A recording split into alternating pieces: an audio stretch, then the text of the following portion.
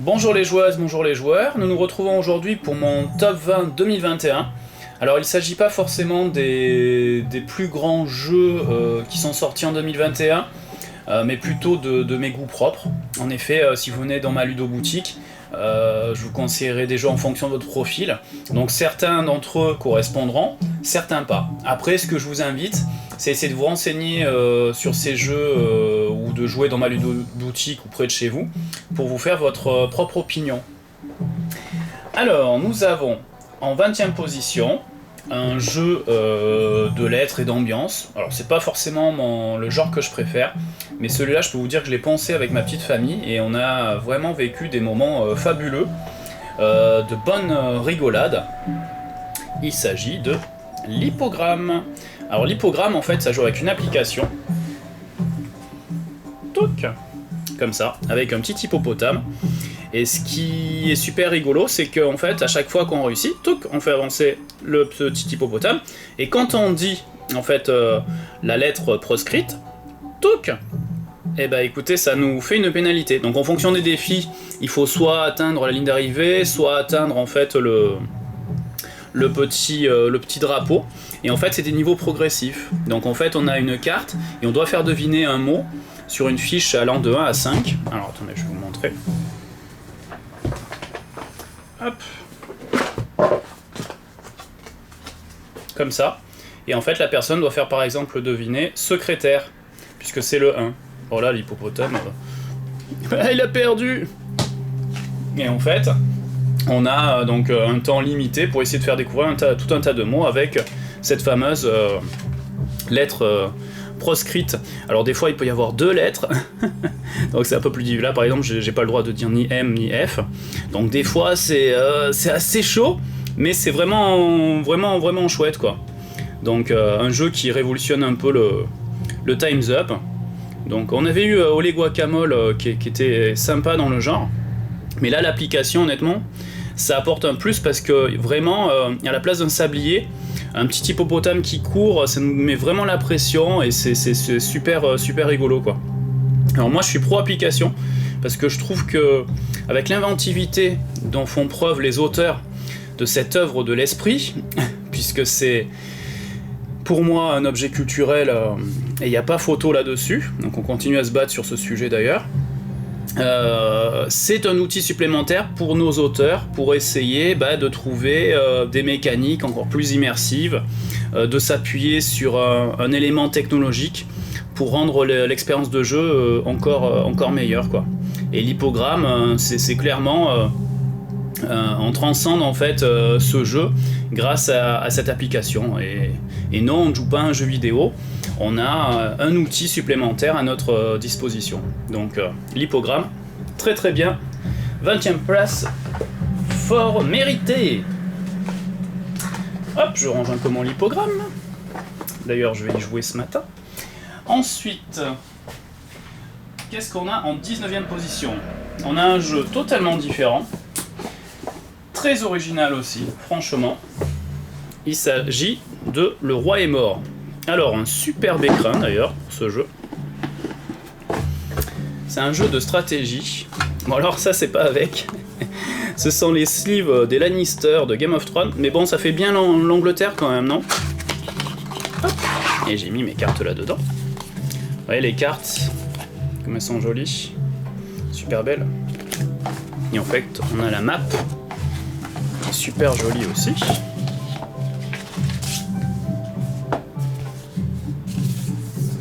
Qui est comme ça, vous voyez. Vous voyez, comme quoi les jeux de société, il y a quand même de la passion et vraiment de l'envie de partage d'un bel objet, parce que vous voyez les dorures, franchement, ça c'est le genre de choses, ils sont pas obligés de le faire.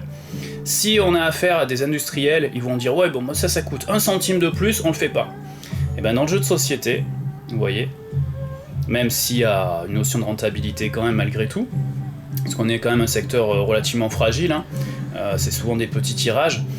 Il y a des gens passionnés qui se disent on va gagner un peu moins d'argent, mais on va faire quelque chose qui va marquer les joueurs, quoi. Voilà, c'est super bel objet. Et donc l'idée du jeu c'est quoi?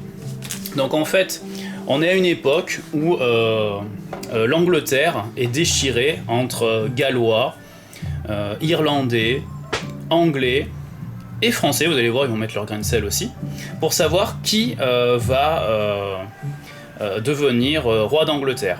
Et en fait, on va jouer 8 rounds, là on voit en fait les rounds, 1, 2, 3, et pour chaque round, on va se battre sur une région. Pour ça, en fait, on va influencer les régions avec nos cartes qui vont nous faire poser des partisans de différentes factions sur les royaumes de notre choix. Là, par exemple, vous voyez, je dois mettre 2 troupes galloises sur un territoire adjacent à un territoire dominé par les Gallois. Et donc, on va à chaque tour, si on le souhaite, poser des cartes comme ça, qui vont nous faire des mouvements de troupes et donner l'ascendant à une des factions. Et à la fin de chaque round, on va déterminer à l'avance. On va par exemple au premier round déterminer pour le territoire de l'Essex. Oups. Au territoire de l'Essex, en fait, qui sera en fait qui dominera ce territoire-là. Toc. Alors pardon, un petit ajustement. Hop. Donc là voilà. Donc imaginons que sur l'Essex, il y ait 3 troupes anglaises, 2 troupes galloises, une troupe écossaise. Et bien en fait, ça sera les Anglais qui domineront Essex, définitivement. Donc on mettra un jeton de la faction anglaise et c'est eux qui auront Essex. Et en fait, ce qui est malin dans ce jeu, c'est qu'à chaque fois qu'on jouera une carte, que l'on va placer des troupes, des partisans, ben on aura le droit d'en prendre un des cubes où on veut. Et en fait, ça marquera un petit peu notre allégeance. Et à la fin en fait des 8 rounds, ou moins sur certaines conditions, ben en fait ça vous allez gagner si vous avez soutenu la bonne faction. Donc il y a tout un tas de mouvements de troupes, de techniques opportunistes et tout ça, et franchement c'est super malin. Il y a même des cartes supplémentaires pour un niveau un peu avancé, et c'est original, c'est tactique, c'est simple, c'est accessible, c'est beau, voilà. Toutes les qualités ce jeu. Hop. Allez, on enlève ça. On va essayer de ne pas faire tomber la caméra aussi. Et on va passer au 18e. Alors, quel est le 18e ? On a vraiment un choix très varié. De toute façon, 2021, ça a été une année exceptionnelle. On a eu énormément de sorties, énormément de belles sorties, et moi, chaque mois, j'étais émerveillé. Je me suis dit, non, encore une belle sortie, c'est hallucinant. Donc vraiment, une très très belle année 2021 qui restera dans les annales. Alors, ensuite, nous avons, à la 18e position, QI. Alors, pour moi, c'est le meilleur jeu d'enchères depuis l'excellent For Sale. Ce qui est sympa dans les jeux d'enchères, c'est que ça génère toujours beaucoup d'ambiance. En fait, dans QI, nous devons acheter des entreprises de différents pays. Donc on représente un pays, la Chine, ou une zone comme l'Europe, et en fait on doit acquérir des usines de différents pays. Par exemple là, c'est une entreprise japonaise qui rapporte 2 points de victoire, et qui est une entreprise industrielle. Et en fait, à chaque tour, on va désigner un commissaire qui va... alors je dis commissaire, hein, c'est adjudicateur, un truc comme ça, mais bon. À chaque round, on va mettre en vente une entreprise, pardon. Et en fait, le joueur qui est adjudicateur ce tour-ci, il va faire une enchère de son choix. Donc 2000, 3000, 1 million d'euros, ce qu'il veut. Et tous les autres joueurs vont secrètement faire une enchère qui devra être strictement inférieure ou supérieure à cette offre, à cette enchère, et le donner à l'adjudicateur. Et l'adjudicateur va dire qui remporte l'enchère sans donner les éléments. Du coup, on a des infos partielles. Ça, c'est très intéressant. Et celui qui aura donc misé le plus gagnera cette entreprise. À la fin de la partie, celui qui aura dépensé le plus d'argent sera éliminé. Donc il y a aussi ce côté, un peu pousser les autres à dépenser plus, à gérer en gros son budget, entre guillemets, parce qu'on n'a pas de pool d'argent, on fait ce qu'on veut, quoi. Mais celui qui crée le plus d'inflation, celui qui a dépensé le plus, bah, en fait, il aura perdu le jeu. Et en fait, à la fin, on score grâce aux collections de types d'entreprises que l'on a fait, aux points de victoire. des entreprises propres, des entreprises nationales qu'on a achetées, ainsi de suite. Donc il y a plein de choses pour scorer. Et en même temps, il y a ce côté, faut dépenser pour gagner, mais pas trop non plus, quoi. Donc c'est super subtil, c'est super sympa, et c'est franchement de bonnes rigolades. Hein. À chaque fois que j'ai joué à ce jeu, franchement, on s'est bien marré, et c'est vraiment, vraiment super. Et ça tourne très bien à 3 d'ailleurs, c'est de 3 à 5. Et à 3, pour y avoir joué quelques fois, je vous assure que ça marche bien, parce que souvent les jeux d'enchères, il faut être nombreux pour que ça fonctionne. Bah là, je vous garantis que à partir de 3, c'est vraiment, vraiment excellent, quoi. Voilà. Et juste pour préciser, hein, l'adjudicateur il change à chaque tour. Hein. Comme ça, c'est ça qui est cool. Donc QE en 18ème position. Hop, on le remonte. Ensuite, qu'est-ce qu'on a en 17ème? 17ème, deck building. Alors, c'est pas mon genre préféré, mais cette année, honnêtement, les deck building qui sont sortis, ça m'a fait rêver. Ça m'a fait rêver parce que ce que je reproche au deck building, souvent, c'est une approche assez froide, très pragmatique, un petit peu linéaire. Je veux pas vexer ceux qui adorent les deck building, mais là, en fait, on a des deck building un petit peu hybrides qui soit par le thème, soit par la mécanique, apportent quelque chose en plus. Et là, on l'a avec Fort, par exemple. Fort, en fait, par l'illustrateur de Root, on reconnaît un petit peu sa patte, pour ceux qui connaissent Root. Et en fait, l'idée, c'est quoi? On va, en fait, devoir être le premier. Alors ça, c'est une extension qui n'est pas encore sortie, en français. On va devoir être le premier à créer notre cabane. Donc, vous voyez, c'est très quali, hein. Les plateaux à double épaisseur, ça, c'est magique, hein. C'est tellement beau. Et en fait, les illustrations sont superbes. Alors, je m'attarde un peu sur l'esthétique, hein, mais parce que c'est vraiment super, super chouette, quoi. Regardez ça. Il y a les noms des personnages. Petite preuve. Donc, en fait, on joue des enfants et on doit être la première équipe à créer sa cabane. Et en fait, vous voyez, il y a des niveaux là en bas. On voit des niveaux. Et en fait, il faut être le premier à atteindre ce point-là. Donc, on a des ressources, et les ressources, c'est les pizzas et les jouets. Et en fait, c'est du deck building, ça veut dire qu'on va recruter en fait des enfants, d'accord? Et on va utiliser leurs actions pour avancer notre cabane, récolter des ressources. Ce qui est sympa un peu à la Puerto Rico, c'est qu'on va pouvoir déclencher une action collective. Et si on déclenche l'action collective, les joueurs peuvent suivre en dépensant une carte. Donc il y a cette notion de là, est-ce que je déclenche l'action et donner l'opportunité aux autres de le faire? Premier gros point fort. On va dire deuxième gros point fort après l'esthétique. Et le troisième gros point fort, qui se marie parfaitement au thème, c'est qu'en fait, on a un parc, un jardin devant nous, ici. Et à la fin du tour, les cartes qu'on n'aura pas utilisées... Oh, décidément, je suis désolé, ça n'arrête pas de bouger. Les enfants qu'on n'aura pas utilisés qui seront dans notre jardin, et ben en fait ils seront disponibles pour nos adversaires pour les recruter. Donc en fait c'est comme si on s'amusait avec nos copains et que finalement bah tiens Norbert bah je veux pas m'amuser avec toi donc tu vas aller dans le jardin et puis un autre groupe de copains qui va dire ah ben Norbert viens t'amuser avec nous et du coup il s'en va et donc les cartes qu'on a recrutées peuvent potentiellement faire l'affaire de nos adversaires. Et donc c'est assez taquin quoi, donc c'est vraiment très interactif et c'est super plaisant quoi, on joue pas chacun de notre côté. Fort c'est vraiment un grand jeu, beau et grand, même si c'est avec des petits. Lol. Alors on range Fort, donc c'est ça l'extension qui va sortir après, je pense que ça sortira en France hein, avec les chats et les chiens. Hop, c'est 2 modules. Ensuite, qu'est-ce que nous avons? Verona Twist. Où es-tu, Verona Twist? Il est là. Il est là, Verona Twist. Alors, Verona Twist, c'est un jeu abstrait qui m'a beaucoup séduit par son système un petit peu à la Mr. Jack. Et un côté déduction aussi qui est sympa. Donc, je sors le plateau. Qui représente la place de Verona. Et en fait, on a des personnages comme ça.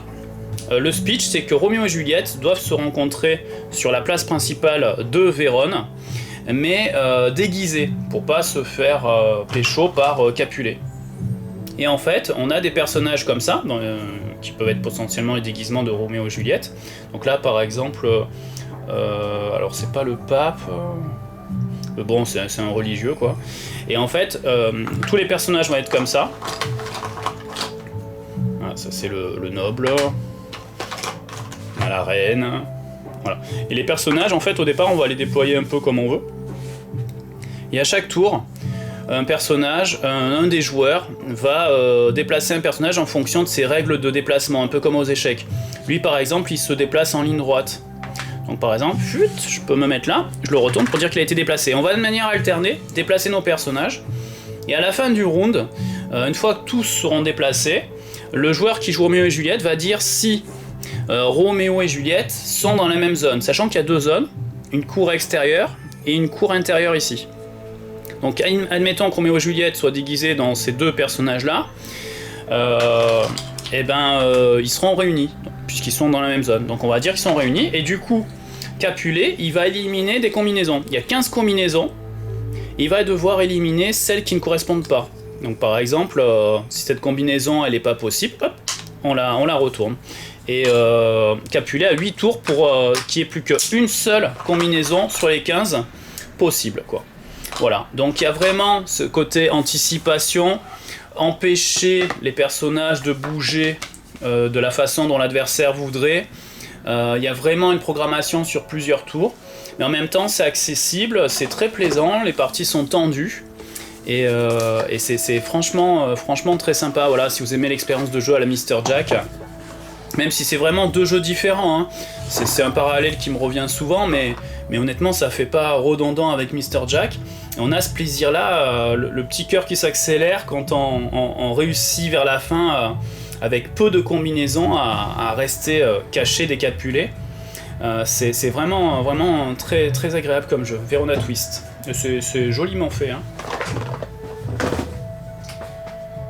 Ensuite, après Verona Twist, nous avons en 15e position, on a un jeu solo. Alors moi je suis pas très jeu solo, mais honnêtement celui-là, avec cette notion de backbuilding, il m'a profondément séduit. C'est d'ailleurs, sans spoiler, c'est le meilleur jeu solo auquel j'ai joué cette année.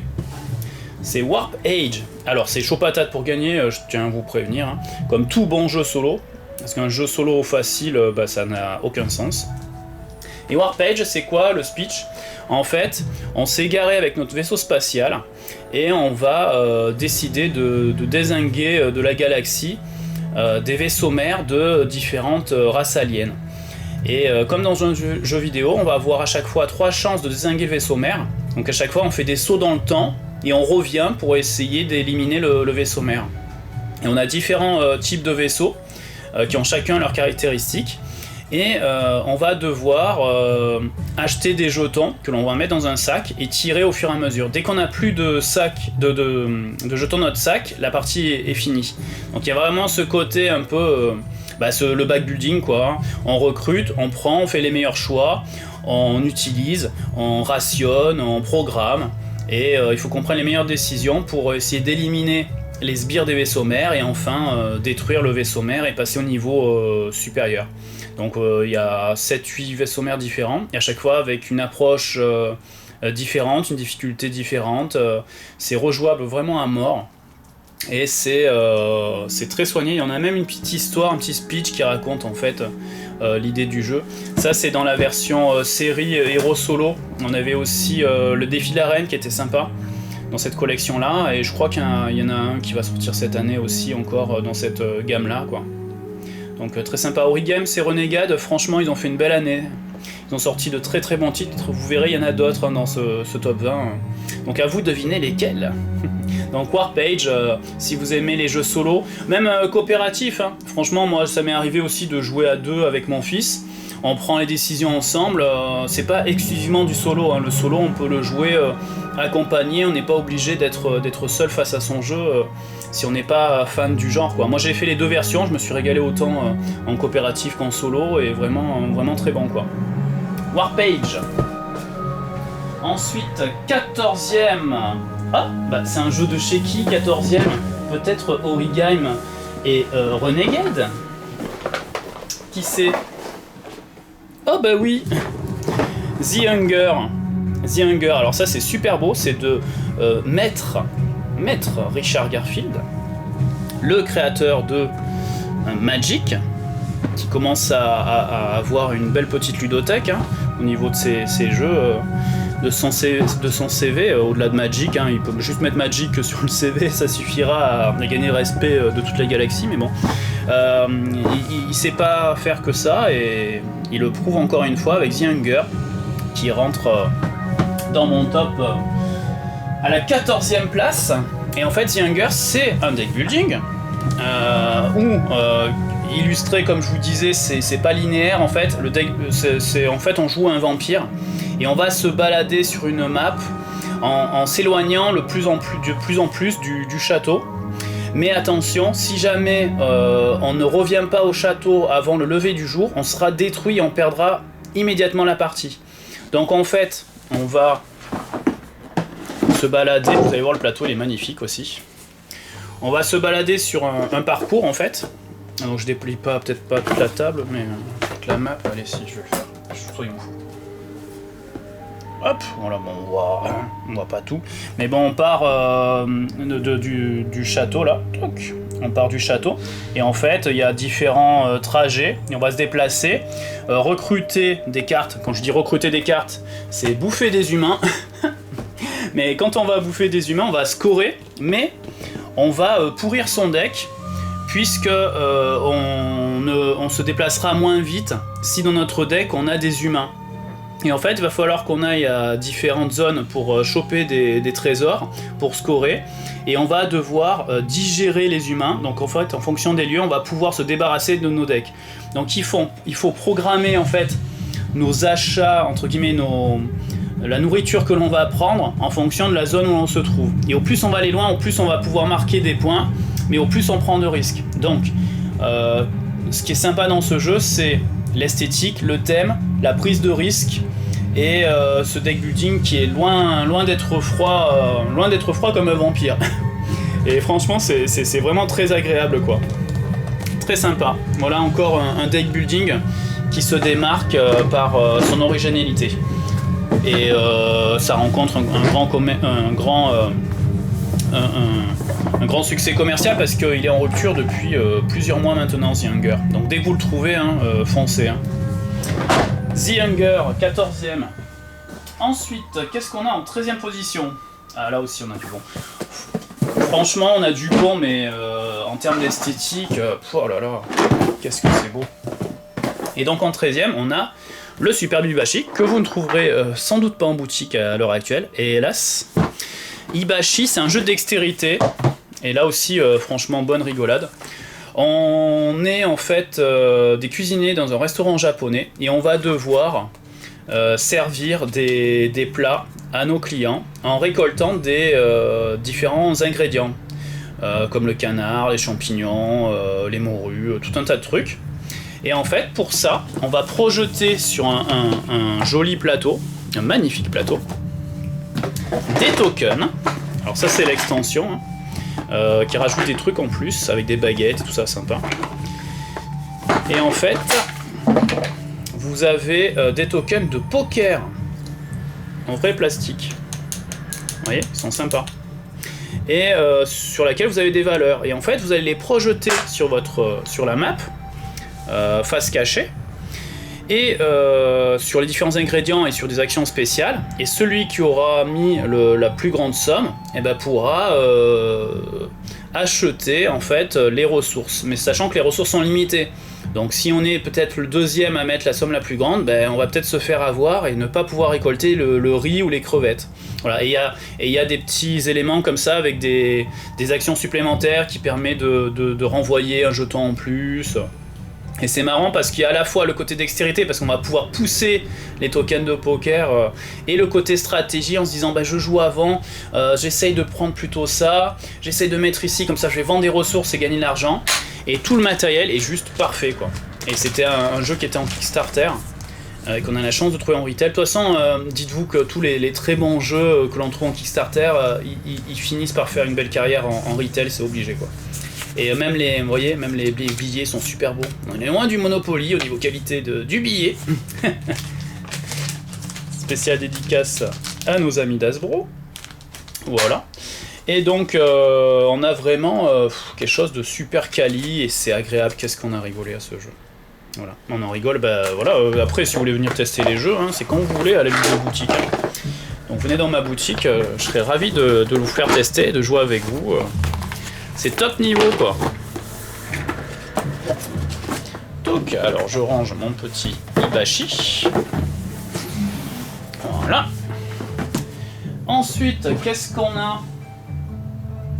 On a en 12e position, on a un jeu issu d'une trilogie de romans qui s'appelle Red Rising. Alors Red Rising, celui-là aussi il est introuvable en ce moment, décidément. Alors c'est d'après la trilogie de Pierce Brown. En fait, le jeu, c'est un jeu futuriste où vous allez en fait devoir vous créer la main la plus rentable possible avec des personnages. Il y a plein de personnages différents.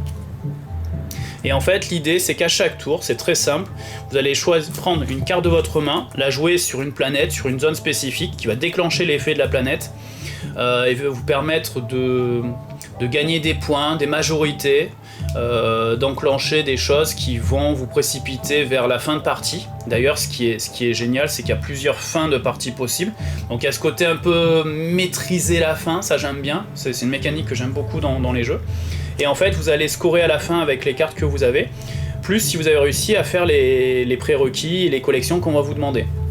Et là où c'est génial, c'est qu'on va mettre une carte sur le plateau pour enclencher un effet, et on va devoir en retirer une ailleurs. Ça veut dire que la carte que l'on va jouer, on la met peut-être à disposition d'un adversaire qui va la prendre définitivement, et on reverra plus jamais la carte, alors qu'on aimerait peut-être l'avoir sur la fin de partie, quoi. Voilà, et il y a ce levier de est-ce que je joue cette carte-là qui va me permettre de récupérer ça, il me faut absolument cette carte-là pour scorer, donc il faut s'adapter à la situation, au tirage et tout ça, mais c'est vraiment très chouette quoi. Et, un beau jeu, franchement, belle production. Red Rising, une très belle surprise cette année quoi. Donc, on a vraiment un beau matériel, donc aussi les tokens.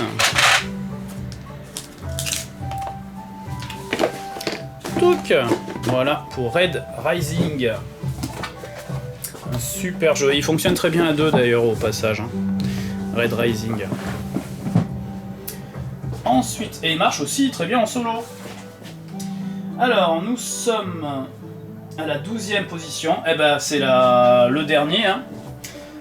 C'est le dernier avant la fin de cette première partie de mon top 20 2021. Et on va finir par Unmatched. Alors moi j'aime bien les jeux d'affrontement. D'ailleurs sur le début 2022, on a Dice Throne, je fais une petite aparté qui casse la baraque, qui est vraiment un excellent jeu dans le côté affrontement. Et Unmatched, on retrouve un peu le même esprit que Dice Throne ou vice versa, puisqu'en fait il y a la symétrie avec chacun joue un personnage, par exemple le roi Arthur, Alice au Pays des Merveilles, Sherlock Holmes. Sherlock Holmes, j'aime beaucoup d'ailleurs sa mécanique. Et en fait, on a une map comme ça, on a un deck de cartes, et on doit utiliser au mieux son deck pour éliminer son adversaire principal, ainsi que ses sbires, qui sont représentés par des petits tokens en résine comme ça, très sympa. Et donc il y a vraiment la stratégie du mouvement, du placement, il y a vraiment essayer de trouver les synergies de ses cartes, l'essence de son personnage, parce que chaque personnage a vraiment une façon de jouer différente. Il y a l'homme invisible par exemple, il met du brouillard un peu de partout, ça lui donne de la mobilité, ça lui permet de se protéger plus facilement. Donc chaque personnage a son attrait, et ils font avec son personnage trouver la meilleure façon pour éliminer son adversaire. C'est accessible, c'est un bon jeu de stratégie à 1 contre 1 ou même à 2 contre 2 quoi. Vous avez possibilité de jouer en équipe, c'est sympa. Et il y a tout un tas de personnages qui va sortir, comme Bruce Lee par exemple. Et c'est kiffant un peu à la Smash Up d'avoir des personnages qui sont d'univers différents et qui se bastonnent quoi. Vraiment très bon quoi. Voilà, écoutez, on a fini sur la première partie de ce top 20.